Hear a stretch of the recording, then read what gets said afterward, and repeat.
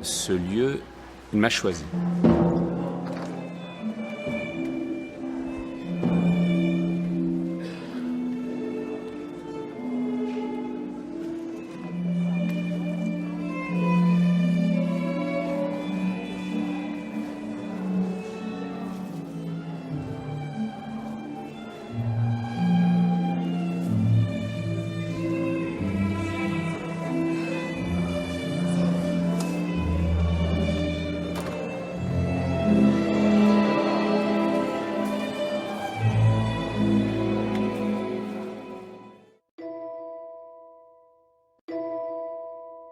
Tout le monde dit ici que ce couvent qui a été séparé en 12 morceaux après la Révolution, cette grande église séparée en 3 morceaux, n'a pas été réouverte depuis la Révolution.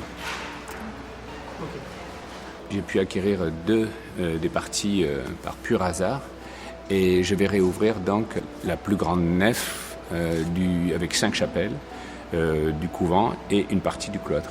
Là, tu as des voussoirs qui ont 1300, 1400. Tu as des petites moulures avec chapiteaux ioniques, etc.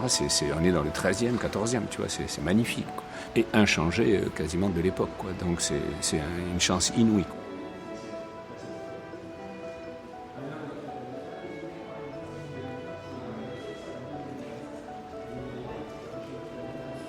Pour moi, donc, d'avoir dans cette église, dans le futur, puisqu'il y a 12 mètres de haut, des grands formats accrochés de cette taille, 25 mètres carrés, c'est magique, quoi, c'est superbe. Et ça, grâce à mon ami Dominique Louis, qui a été le grand parrain du projet d'Occitanie, qui est mon partenaire maintenant, associé dans ce grand projet, avec à terme l'idée de faire peut-être un lieu dédié à l'art, à ma géopoétique, et peut-être une fondation pour regrouper toute sa collection, beaucoup d'œuvres, de sculptures, de grands formats, de peintures d'amis et de mon travail également.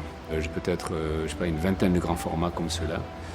Celui-ci qu'on voit derrière, là, c'est New York, par exemple. C'est dédié à mon papa, avec des écorces de bouleau, parce que c'était son arbre préféré, puis il était arboriculteur, donc j'ai fait un hommage à mon papa, même si mon père a été un personnage un peu particulier pour moi, mais voilà.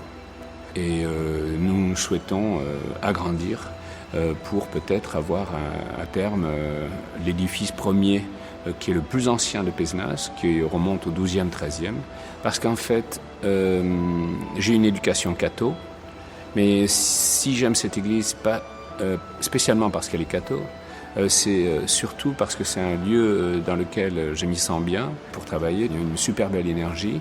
Après une mort clinique, quand j'avais 8 ans, j'ai développé des mécanismes de pensée plutôt animal que humains, on va dire, avec beaucoup de choses paranormales liées aux aigles et aux rapaces.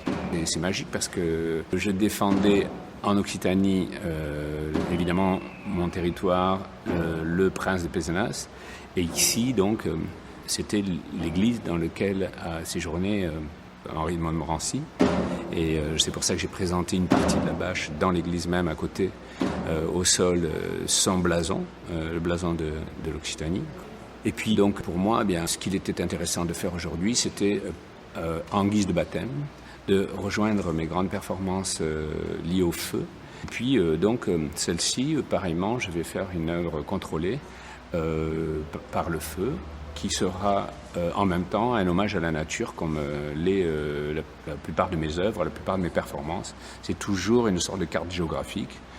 Et là, si tu veux, le feu, en 3-4 secondes maximum, va dessiner la carte géographique avec une technique un peu élaborée, avec différents papiers. Un papier qui va être encollé pendant 30 minutes, l'autre papier qui va recevoir l'essence, mais qui sera suspendu. Et puis à un moment donné, tout va brûler, va se coucher sur les papiers à base d'eau, qui vont arrêter le feu et coller l'œuvre.